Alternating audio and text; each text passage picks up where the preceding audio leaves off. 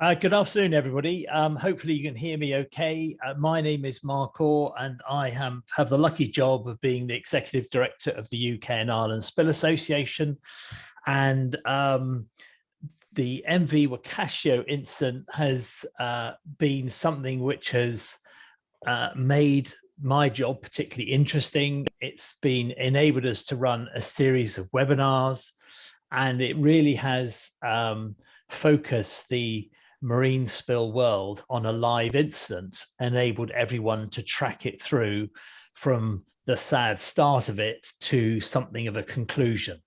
This is the fifth webinar that we've done on it, and we were waiting to do this so that once the court case was settled and the Stern section has gone, and as both of those events have occurred, it's sort of time to conclude. And the object, in a sense, is to try to learn some early lessons from the incident. It's important that I think that the lessons are learned from all aspects of the incident. And I don't think that one can necessarily wait for the more formal and international organizations to write their reports and draw their conclusions, because they're unlikely to do so until the insurance claims are settled and the formal sort of procedures of the event are concluded. So the objective of today is to sort of run through things, run through the sequence of events, draw some lessons from me as an unqualified observer, and then to open the floor to you who, and I can see some of the names who are on here. You've got a lot more experience of this than I. And the way that we'll do that is for me to finish my ramble. And then if you could put into chat the points that you want to, just put into chat that you want to make a point, and just say in summary what it is. It could be MARPOL plan, it could be communication plan, it could be whatever. And then I know roughly what you're going to talk about, and I can try and pick them out in order, and I'll then enable everyone to make their contribution. So if you're happy, I'll start. And so what about us? We are UK and Ireland Spill Association. We're the trade body for marine and inland response companies in the UK. We represent contractors, manufacturers, and consultants. We also have an associated company, International Spill Accreditation Scheme, which does all of the accreditation for inland oil and chemical spills, and delivery of the Maritime and Coast Guard Agency scheme for the accreditation of marine spill response organisations. So we're quite a busy trade association, and the accreditation scheme is really busy and moving forward dynamically.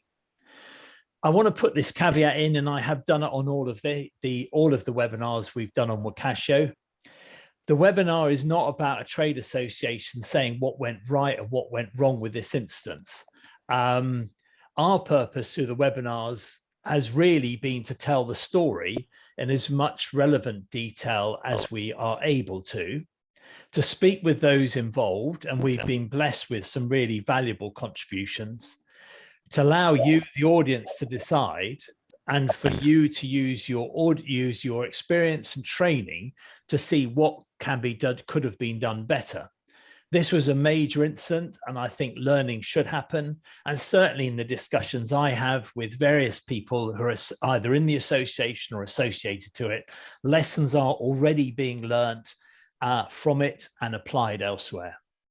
However, as very few of us were there, having to juggle the conflicting priorities that an incident causes, working against the clock, lacking full information, being forced to make decisions, we don't really know the pressure that was involved in making those decisions and taking action that was no doubt taken at the time in the best interests of health, safety, and the environment.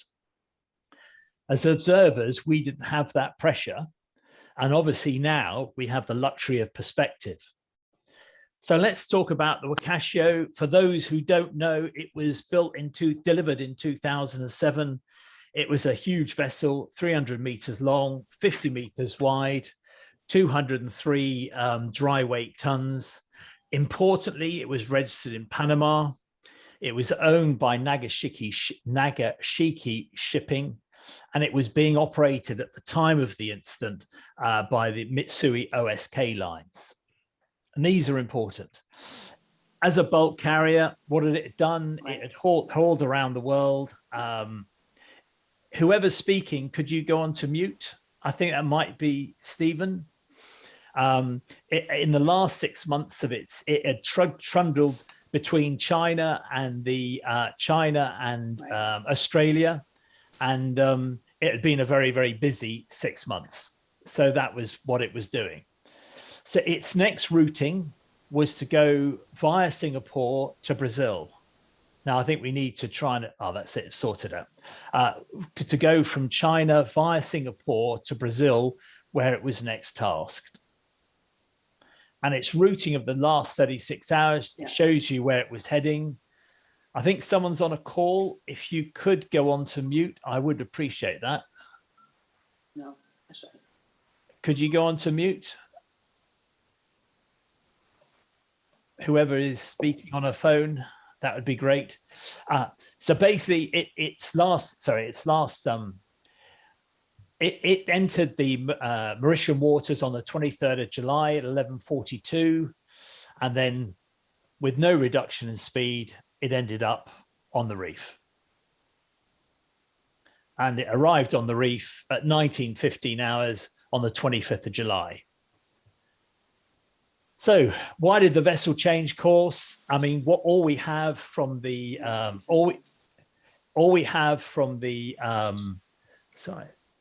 sorry, if you, all right, okay.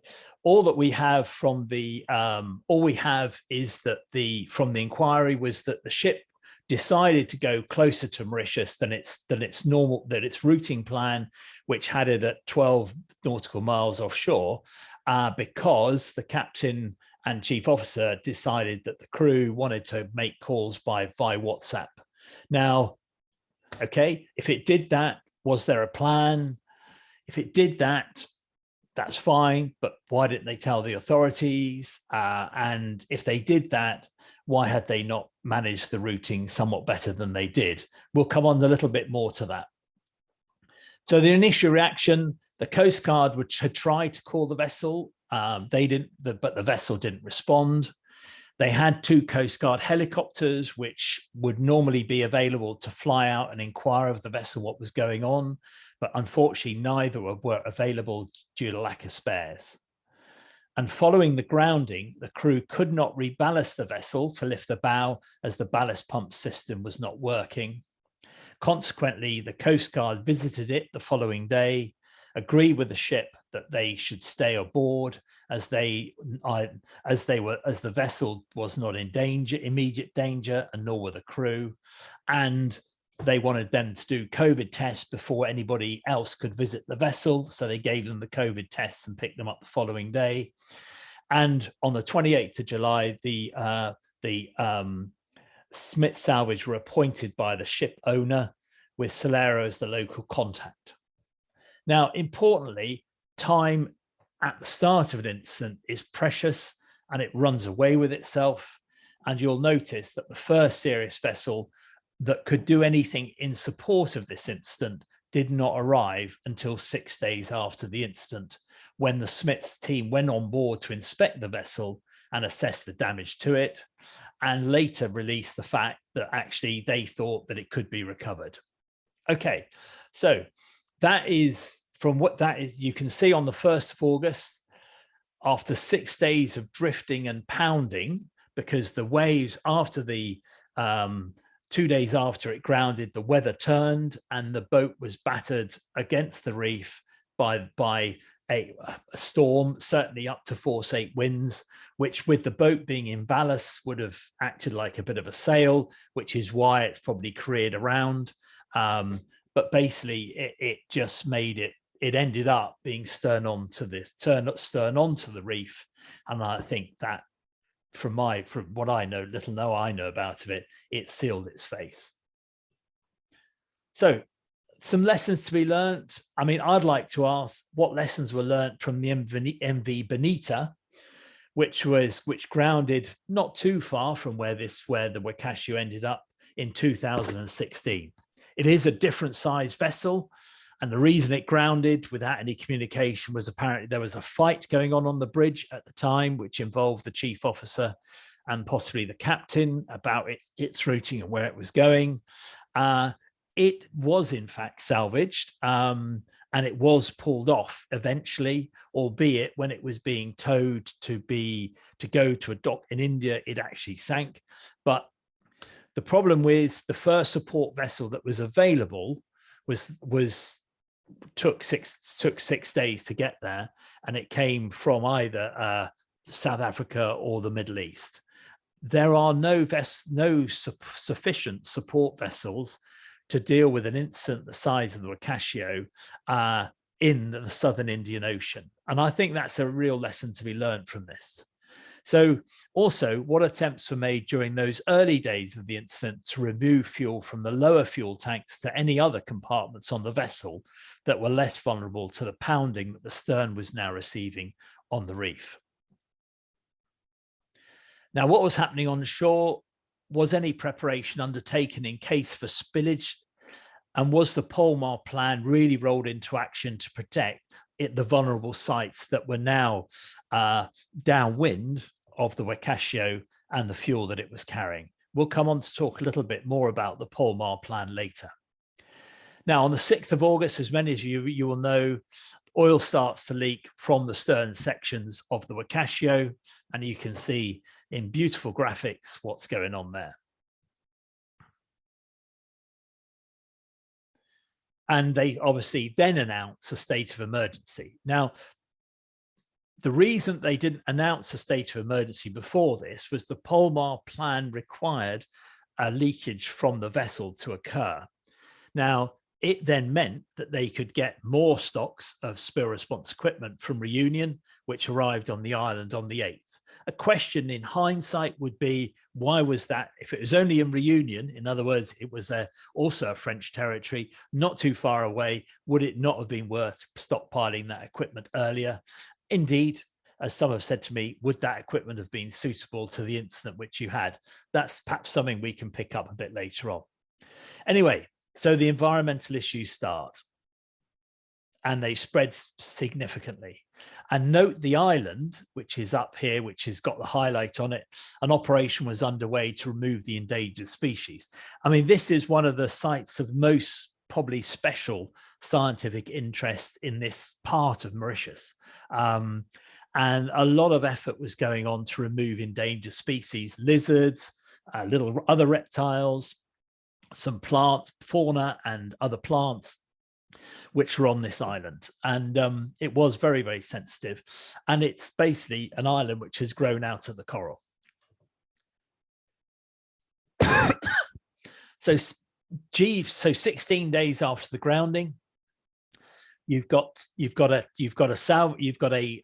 vessel alongside, which is basically pumping off the remained residue of the fuel in the tanks. But by then, if you like, some of it had already gone. Fortunately, this prevented any further going. And you can see that actually what the crew had done whilst they were waiting for, if you like, waiting for this to happen, they were using IBCs, they were using whatever they had been given by the Mauritius authorities or they had on board to stockpile fuel by pumping it themselves under their control. But fortunately, 16 days after the incident, this starts to occur, which is great. But on the 10th of August, the Prime Minister tells the nation that the Wakashio is likely to break up. And on the 12th, the South Smiths announced that the pumping operations were completed. And then on the 15th of August, the National Crisis Committee says that at around 4:30, a major detachment of the vessel's forward section was observed. The committee said in a statement it was estimated that a further 90 tons of fuel were still on board at the time of the separation and that the bow section was taken under tow. And you've all seen this picture, but it is amazing that a 300-meter vessel, having grounded, could detach and fall apart so quickly. But one can only imagine the stresses that were on that structure, with the stern stuck to the reef, locked to the reef. It had to bend somewhere, and there it is. And that's the bow section being towed away to safety. Or to safety, not to safety, but away from the incident anyway. But by the 15th, that's where the oil had gone. So yeah, there was a lot of the coastline being affected, but there was still effectively a lot of the source by then had been removed, but there was a lot of liquid float, a lot of very low sulfur fuel oil floating towards the shore. Now, fortunately, and you'll see this in the bottom left-hand picture at the corner of the slide, the Blue Babe Marine Park, perhaps one of the, also one of the most sensitive places on the island, had not been affected, and we'll touch on the significance of that later. And then on the 24th of August, there was some controversy over this. The bow section was sunk at sea. Then, unfortunately, wildlife impact, 18 dolphins and whales, which increased to 39. And in fact, there were more than that, which were lost. And was this just coincidental? I don't know. I mean, the environmentalists will say that it was definitely caused by the incident, but others would say that, you know, this is just, it was all caused by the incident. But I would say that there was a mix of incidents. There were a lot of storms around at that time, but I can't believe that the incident didn't contribute to this. And then very, very sadly, the first deaths occurred on the 31st, when the Sagaiton, which is the Sagaiton Duval, which is the tug that you can see in this slide on the right, collided with the barge, which was full of fuel product that it was towing, and it overturned, and the tug overturned, and 3 of the 8-person crew died. Question I would ask is, why was it routed to the east of the island when it was in the face of the winds and not the west, where it would have had perhaps an easier passage? Anyway, so the first real report that we got about the incident was from the Panama Maritime Authority, and the Huacachio was registered under the flag, or sailed under the flag of Panama, so it was registered with them. And their initial report was very critical of the level of seamanship in the hours leading to the grounding.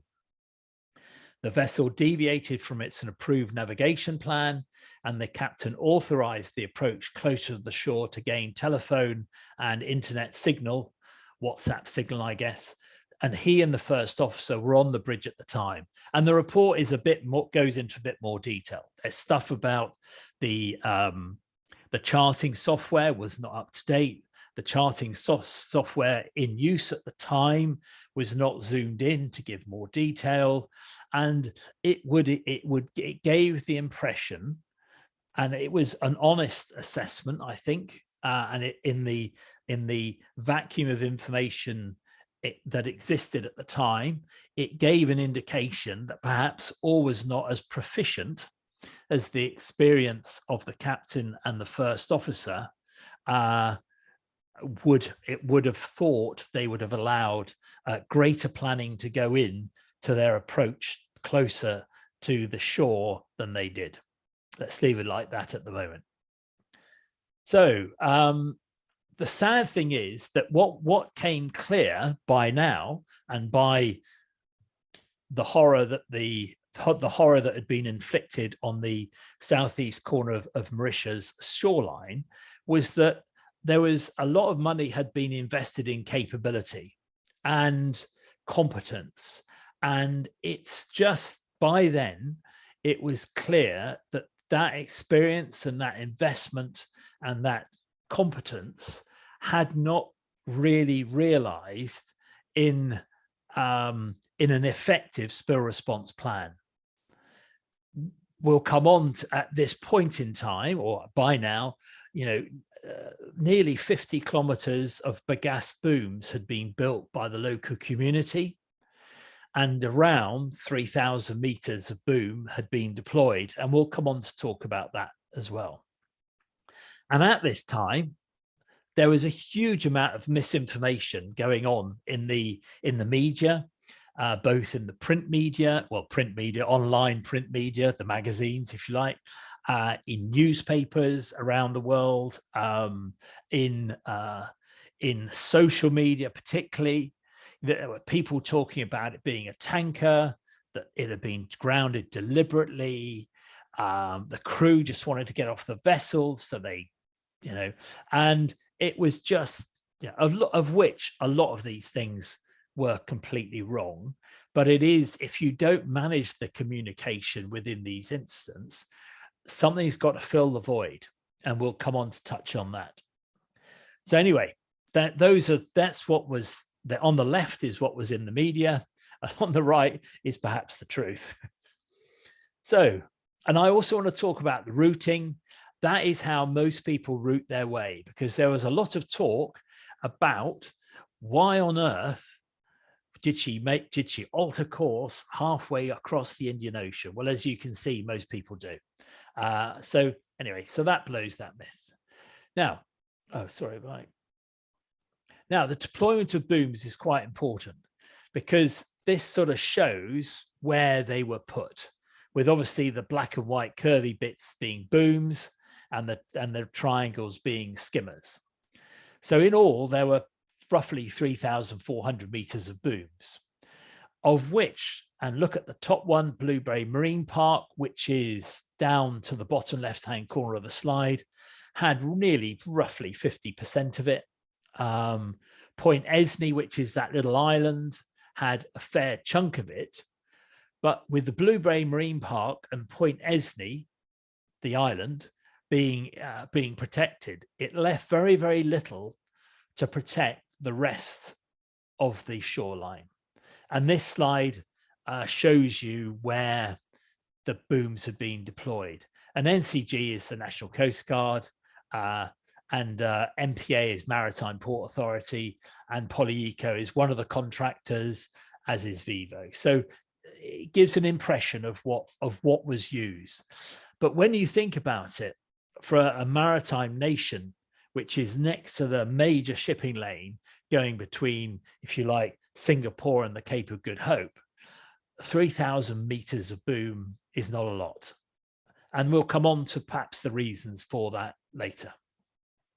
And that's just a nice picture which shows where booms were deployed. And you can see the Wakashu at the top. And this is actually the entrance into the Blue Bay Marine Park, which is a real important site of scientific interest, scientific and ecological interest. But you can see that it was deployed and it did protect it. I will go back, though, to perhaps where that is. Now, the prevailing wind goes down from effectively from the Wakashu straight into the old port. Very rarely does the wind change direction sufficiently for it to expose the Blue Bay Marine Park. But someone has to make a decision where this stuff is put. So that was the closest Ramsar site, and so they decided to protect that. Okay. So we've now got a massive incident on our hands, and as you could see by one of the earlier slides, the product has spread along the shore, indeed affected nearly over 30 kilometers of shoreline. By now, we've got lots of bagasse booms being built and being deployed. And in a sense, the infrastructure which existed and the appointees, La Flotte Pollution on behalf of the ship owner and Polyeco by the Mauritian government, they were working to do what they can to capture the fuel that was at sea, which was floating around, capture it using the bagasse booms, and try to protect the remaining Ramsar sites and the aquaculture sites that were unaffected that were at that moment unaffected by the incidents. And frankly, I think everyone collectively would respect the work that they did under a lot of pressure to actually do what they can to contain what they had. which meant that actually there was a big impact, but they knew where it was, and they had contained quite a lot of product at sea. And certainly when you think that it had lost between 800 and 1,000 tons, and when the stern section separated, there was some more which came, but actually by that stage, a lot of it was collected at sea, which was good. So Polyeco, who were contracted to clean up the impacted shoreline and manage the waste disposal. Now, if you've been on our earlier webinars, Polyeco gave 2 presentations, one on the initial response and the waste management, which was considerable. The second on the cleanup, how they managed it, because there was a lot to clean up, and what techniques they use. And you can go to our website, www.ukeirespill.org, and you can view the webinars there. They were given permission by the government to employ as many local Mauritians as possible, and they engaged 370 Mauritians in the cleanup and waste management, and you can see them here working on a coastline. Now you might ask, why are the booms deployed? This is to present where they were. It's to prevent what has gone on the shore getting further out. So effectively they were containing it on the shoreline and cleaning up there. And actually notice the PPE that the guys are wearing. I mean, people have their own views, but at least they're wearing face masks. At least they're wearing some Tyvek suits, which might give them some protection from the nasty, very low sulfur fuel oil. In all, and they also employed a lot of the local fishermen who obviously couldn't fish because their waters were contaminated and the fishing areas had been closed. And they employed a lot of fishermen who knew the water, who knew the tides, well, not tides, or knew where product would go. And they were confident working in the water or close to the water and confident with handling the booms. And generally, the post-spill cleanup went well, with areas gradually opened back to Mauritius the Mauritius authorities as they were completed. And frankly, I think they did a really first-rate job. Most of the areas that were impacted by the Wacassio's oil were open by December 20, and the very last, and there was a sort of ceremonial handover in January 21. With the last areas were in the mangroves, which were reopened on March last year. Now, aquaculture, which is an important economic activity in Mauritius, was virtually unaffected because they had managed to protect most of the aquaculture areas from the impact of the spillage. Now, the stern section, the Sturge section, I believe, and I haven't had it definite 100%, basically everything visible has gone. It's taken a year longer than expected due to unusually rough weather on the reef. And I guess if you're a diver who's working for this Chinese company picking up the stuff, you've somehow got to get a diver down to connect, the crane or bits to the crane to lift it. You wouldn't want to be in these waters in anything more than a brisk breeze, because that's what it looks like. And that's what caused the Wacassio to break up. So where are we? So basically the stern's gone, and effectively the visible evidence of the incident has gone. Now the legal case took a while to resolve and was only resolved just before they knew the start of this year. So the captain and first officer were charged with unlawful interference with the operation of a property of a ship likely to endanger its safe navigation. And initially, the captain and all the crew were retained on the island and weren't allowed to leave the island. The crew, everybody apart from the captain and first officer, were then let in. About 6 weeks later, were allowed to leave, and the captain and first officer were detained in prison, charged with that offence. Bail was refused, and they had a second bail application on the 20th of October that was also refused. And their recent and the appearance that they had in late November prompted a lot of finger pointing between the captain and the chief officer.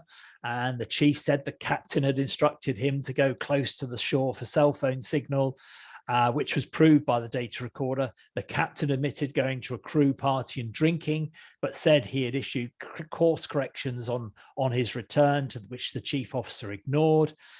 Anyway, so under the pressure of the legal case, I think what were probably two close colleagues managed to fall out. And they also admitted that ballast pumps were not working on the vessel. And indeed, it came out that there were various other defects that had not been fixed on the vessel, and they impaired their ability to deal with the incident. So basically, on the 27th of December, the captain and first officer pleaded guilty to endangering safe navigation, and both were sentenced to 20 months in prison. The captain admitted to drinking moderately during the birthday party on board. Both of them had been in custody for 16 months, and at the time of the sentence, the captain was released on the 30th of December, and the chief officer is released on the 17th of January. So the compensation. The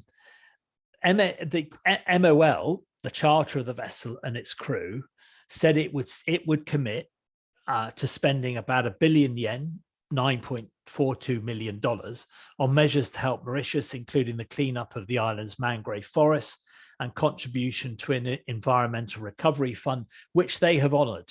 Now, one of the issues with the insurance claim is that Mauritius ratified only the 1976 version of the law.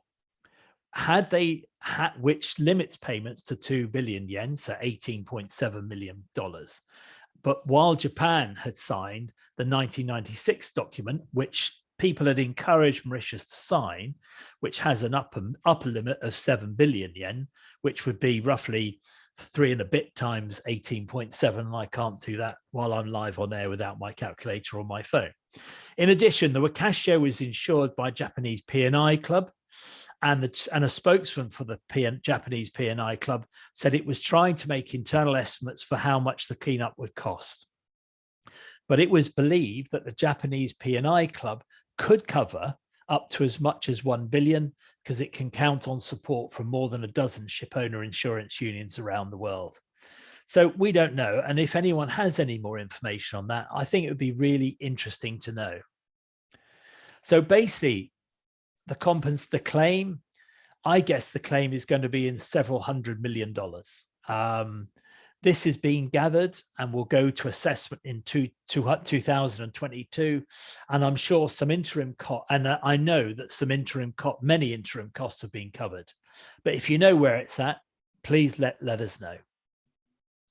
Now, this actual container arrived with staff, with funding for staff, funded by MOL lines. That arrived in August last year, and MOL have been, as part of their corporate social responsibility as a result of the incident, are actively undertaking work, which I think is commendable. Now, the communication flag. With the communication plan, with the exception of the flag state, Panama, the owner, Nagasaki, who have been quite open in some of what they've said, and the charterer, MOL, there seemed to be an absence of communication by the Mauritian government, which was surprising. And this allowed the void to be filled in print media and social media by the views of experts, and social media, of course, by anyone who had an opinion to express. Now, the government appeared to hide behind the ship owner, the salver, the charterer, and then IMO, when they should have led the communication plan, because it became quite the accusations against the government's competence became really quite aggressive, and it added to what the Mauritians felt was a loss of confidence in the government at a very difficult time for it.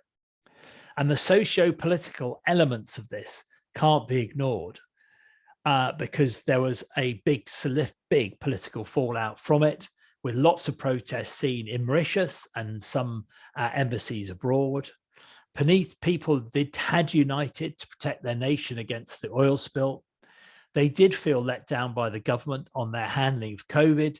There were Casio, the economy, which was massively affected by COVID, and the lack of tourism, which is one of its biggest income earners. And it just a lack of effective leadership of the country at tough times. So they were going through a difficult time. And there is no doubt that the international reputation of Mauritius has been affected, discouraging inward investment. And it took a long time for that to be recovered. However, I will add that last year they did sign a trade deal with China, and they have now got an economic partnership with India, which is significant and has enabled the Indians to come to give them some support. Right. So I'm now going to review, and after I finish the review, I'm going to open the floor to all of you. So I'm just going to draw some conclusions, and these really are my conclusions. And as I say, I'm not a marine responder, but I have been involved in spill response, but inland spill response. Okay, observations on the MARPOL plan. It did not appear to anticipate the risk of a grounding, despite the MV Benito incident, which was only in 2016. So which was surprising, because the kit that they had wasn't appropriate for that type of incident. The plan seemed to be focused on Port Louis, which is the principal port in Mauritius, and dealing with a fuel transfer type spill. So it could be contained within the port or in the environs of the port. There was a limited stock of equipment available to deal with this sort of incidents, hence just 3.5 kilometers being available. And possibly the wrong type of booms for this sort of incident, which was primarily once you're off the reef, once you're on the reef, you're talking about shallow water, choppy water, the one on the seaward side of the reef, but actually it wasn't the right sort of kit.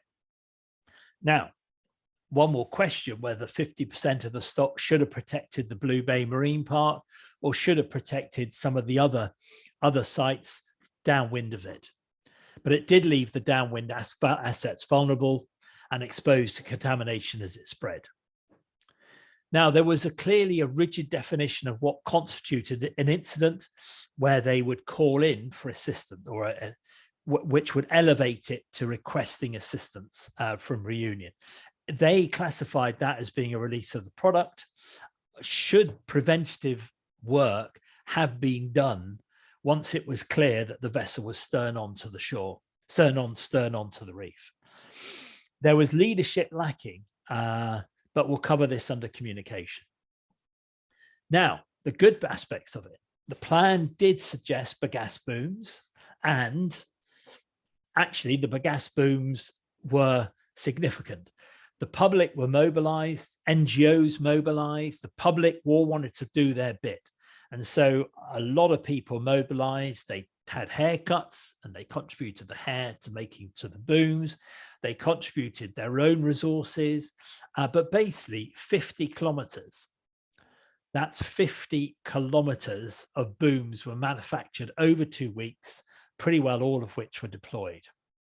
They may have been a nightmare to recover and process, but they held products on the water where it was easier to recover using skimmers, absorbents and buckets. And that was one of the saving graces in this incident and reduced the spread. Equally, the plan did allow for them to use the fishermen, who became boat drivers, spill responders and spill cleanup staff. And the government did enable them to be paid to support this work, and Polyeco, who are well established in Mauritius, were encouraged to do were encouraged to employ local staff, and they managed the cleanup and waste disposal. And also the way that they managed it, it was very, very, very clear that they managed it in a way that was sympathetic to the local fishermen and residents. And I think Polyeco had to be really commended for that. And a lot of the local people that we've been in touch with praised the information that was being released by Polyeco, in whom they had confidence. So what's happening with the plan? The plan is being reviewed, and part of IMO's support to the project has been to undertake the rewriting of the plan with IMO support. And the question in all this is, attending conferences and talking about spills is one thing, but regular practice of all scenarios covered in the plan is essential. And this clearly had not taken place adequately to deal with an incident like this, because it seemed initially that they were making it up as they went along, and there wasn't a clear and cohesive plan.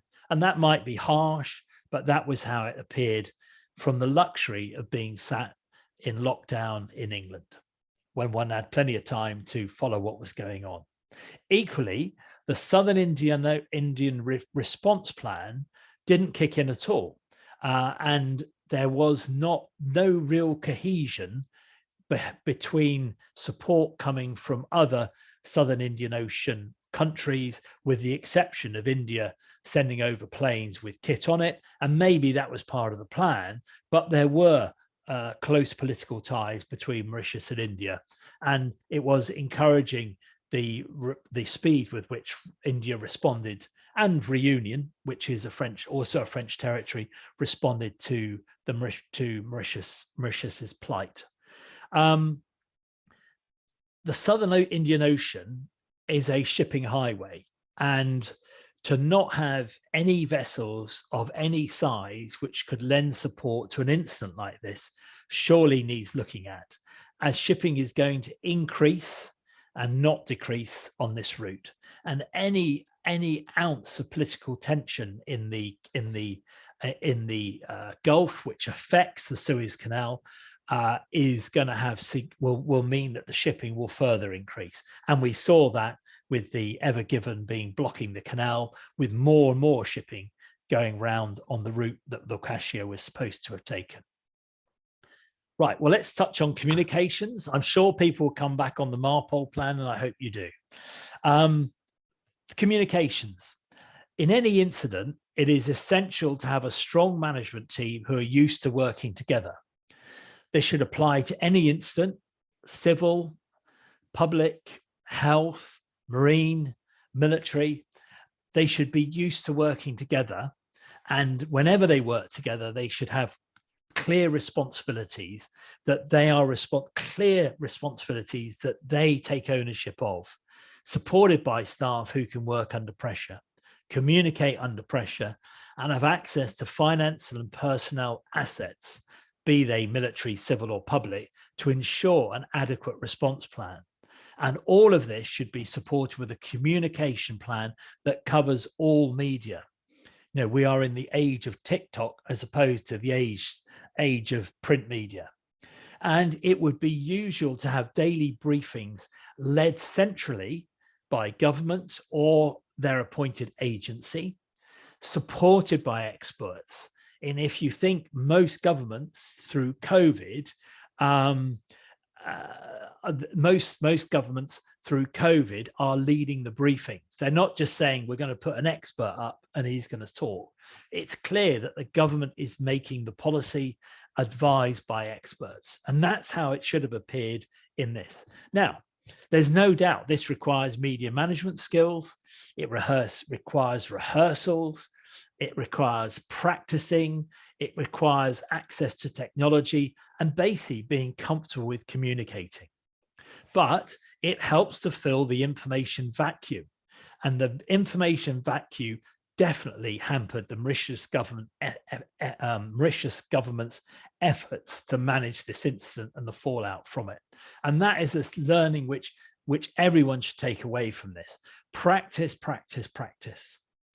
Now, the other thing is, and you've got to have some sympathy for everyone involved in this. All this was being done in the midst of a pandemic. An example, and this was not unique to the UK, but I just know from the UK staff who were involved that it took them 8 to 10 days from leaving the UK to be able to work on the ground due to travel. There weren't many flights, quarantine, getting briefed, and similar delays for the Japanese and Indian teams. But also think of the Wakashio crew. There had been no crew changeovers for 6 months. And some of the staff had been on that boat, on that vessel for over a year. And all they'd done is ply the oceans. And that must surely have affected, or probably was the catalyst for them trying to get WhatsApp communications so that they could video conference their families at home and let them know where they were, that the sun was still shining, and that their husband, son, was well, and that the sun was shining and he looked just like he did when he went to sea. And equally, in the response effort, the Coast Guard couldn't do anything on board until they'd had the COVID test results before supporting any work on the vessel. Now, also, this was the first time that there'd been a significant spill of very low sulfur fuel oil. And I made a typo there. All the typos are mine. I've written this, so I take responsibility for them. But so we learned a lot about how it behaves in water. It is different, and we need to learn how to manage its unplanned loss, because not everything not the traditional way of dealing with a heavier fuel oil didn't necessarily work. Yes, it sits on the surface, but then it sort of floats in the first meter of water, and therefore not all booms work. So we need to take the learning from that, and we need to share it. And it's also very interesting in that some of the work that various laboratories are doing, including CFAS, who are still supporting the incident, and they sent people out there, but they're continuing to learn what happened with the fuel and how it's degraded in the water and all the rest of it. So what will happen, the reasons why it's important to learn the lessons of this is what will happen with emerging fuels and how we prepared for that, and how we, if you like, role-playing incidents involving some of these emerging fuels. You know, as you see now, many ships are being built to be dual fuel vessels, and LNG and VLSFO, you know, there are going to be dual fuels. What happens if we have an LNG vessel with ammonia? How do we deal with these incidents? It's going to be really challenging, and I know bright brains are on this call, and they will have some answers for that. The next thing is managing human error. So you could say that the captain was trying to enable his crew to communicate via WhatsApp. Which seemed a generous thing to do, and it seemed to be a benevolent captain trying to enable his crew to keep in touch with people at home. It just went all wrong, and no one ashore knew what they were doing, why they were doing it. They didn't have the proper charts on board for it, and they hadn't put in place any control measures to make this safe. In other words, it seems that this diversion wasn't planned, and the rest of it had not been managed. And the question is, why was this? Why were the captain and the first officer under such pressure that the seamen, which they should have been, ignored all the risks? And on this occasion, all the holes in the Swiss cheese lined up, and it went very, very badly wrong. However, was this all their fault? I doubt it. And this shouldn't be, the learning from this shouldn't obscure the fact that there were many parts of the holes in the Swiss cheese had to fall into place for it to line up. A lot of things went wrong. And it would be wrong, I think, just to blame the captain and the first officer and the way that the vessel had been maintained. Anyway, I've done a lot of talking and I've probably bored you rigid, but I would now invite anybody else who wants to say something to say it. But I've seen some things in chat and I'm just going to it now. So does anybody else want to contribute?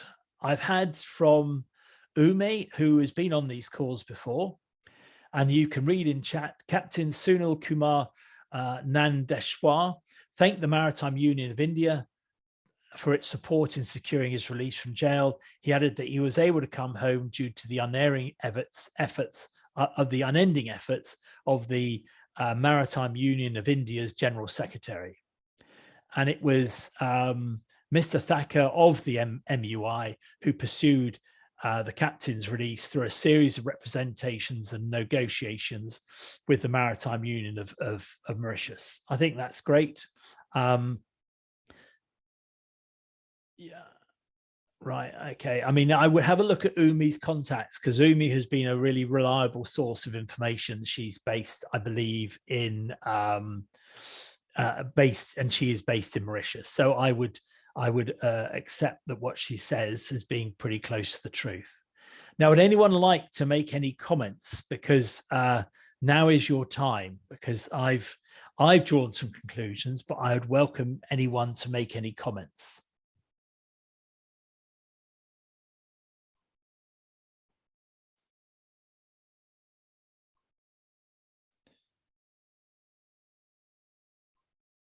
No?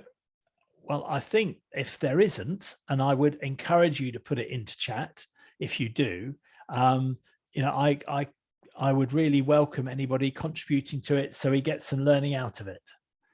But if there isn't, then anybody want to say anything?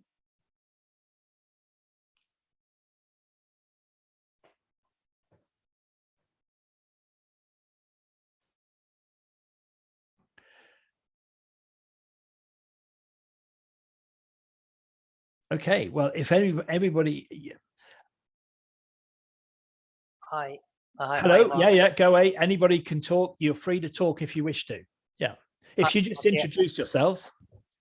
I'm Captain Akesh. I'm a master for the last 20 years, both oil and LNG tankers. And I regularly did the same route coming around Singapore and heading for the United States. And I understand where the captain's coming from in terms of crew asking, can we pass close to the islands in order to catch a cell phone signal. And I think since internet becomes such a big sensation and has taken over the way we communicate, the shipping companies themselves have not done enough to address this in their procedures.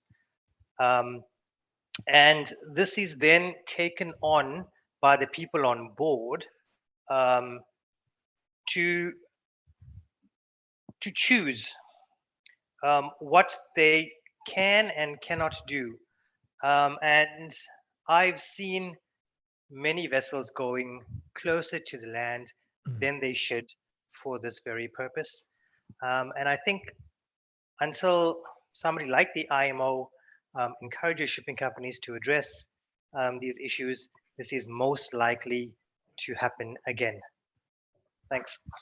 No, I actually, Akesh, as I understand it, the shipping line allowed them to make a certain number of satellite calls to their families, but they weren't video calls. And so, in a sense, there's nothing like seeing your granddaughter or your daughter and actually seeing people face to face. You can have a conversation, but it's difficult, isn't it? And I think video is how people like to communicate, and WhatsApp enabled that, whether it was WhatsApp or any of the other platforms. I think it's really important to think about crew morale. And I imagine that on the Wakash show, with the work that they're done, with a long deployment, having done a long deployment, shuttling between it, Australia and China, and then a long deployment to Brazil, where they were going to be there for a minimum of 3 months further, and with COVID, the opportunity for the crew to get home would have affected morale on board. And if the crew aren't happy and the captain isn't seen to be doing what he can to keep the crew happy, then you can imagine that the morale would deteriorate further, and the chain of command can only go so far.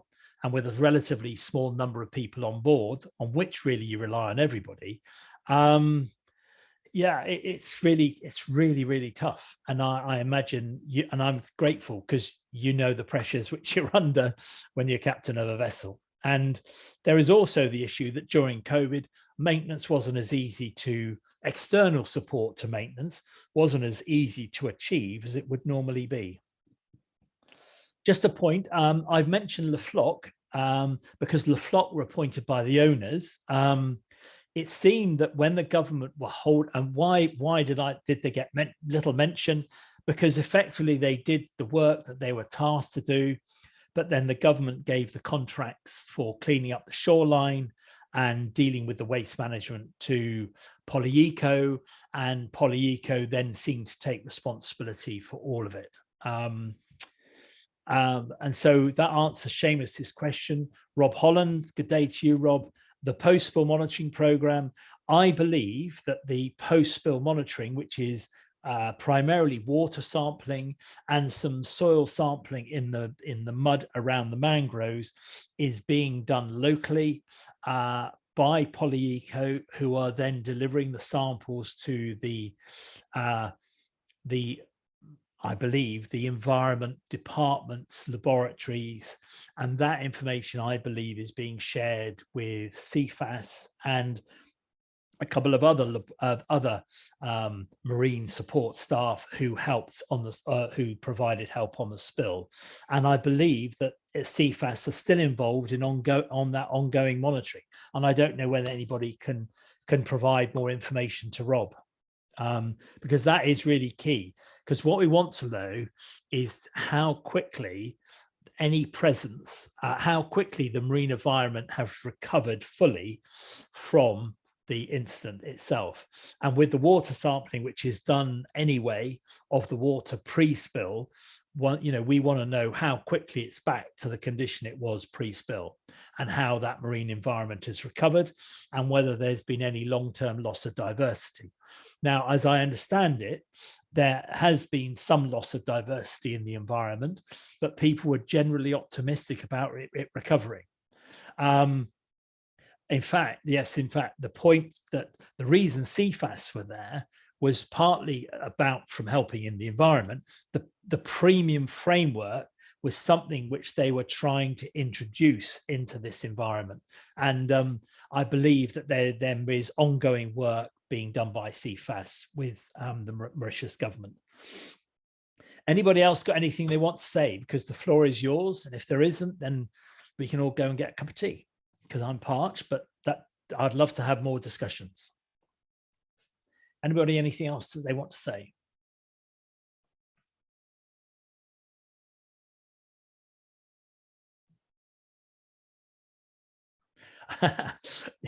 Yeah, in fact, Sean McDonald has just put something about the spill that occurred on one of the tanks, which was by, I think, the power station.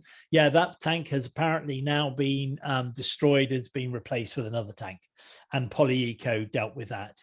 And Polyeco on Mauritius now seem to have taken over and put a lot of investment into Mauritius, and have, I believe, acquired a sort of offshore type support vessel, which might be able to support them in other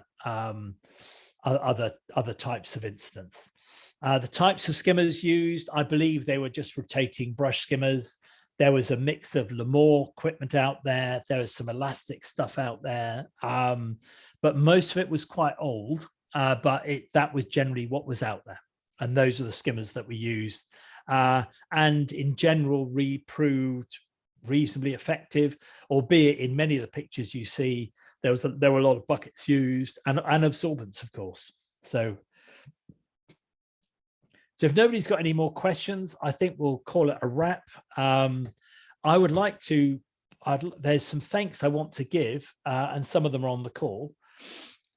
the people who supported us in external presentations on this series were Dr. Suzanne Ware from CFAS, Dr. Georgina Robinson, who was working for Marine Scotland, and she has been, and she gave us, if you like, the grassroots feelings there. I'd like to thank Uwami, who contributed earlier on in notes in the chat, because she's often contributed stuff. Nikos Flachos and Kostas Chazatoglu, they were fantastic, and the whole Polyeco Mauritius team were very open and transparent in their communications about the incident, and they shared information with us and to the audience on the webinars, which are really useful. And I hope that what they have said, it was real. It was how they saw it. Now, a recording of this event will be on UKEIRspill.org in the next, well, it'll be up there by Monday, certainly. And and you can go into our knowledge base area, and you can see all the webinars on this topic, which I guess prove useful to look at in retrospect. We're now moving to something which is equally exciting, which is marine debris and plastic pollution. And our next knowledge-based webinar, our first webinar on this, and this will be an ongoing topic, is on the 26th of January, so a week today at 3 o'clock, by which time my my voice would have come back. But thanks very much indeed. And for those of you followed, I really thank you, and I hope it's been useful. And thanks very much indeed, and have a good day.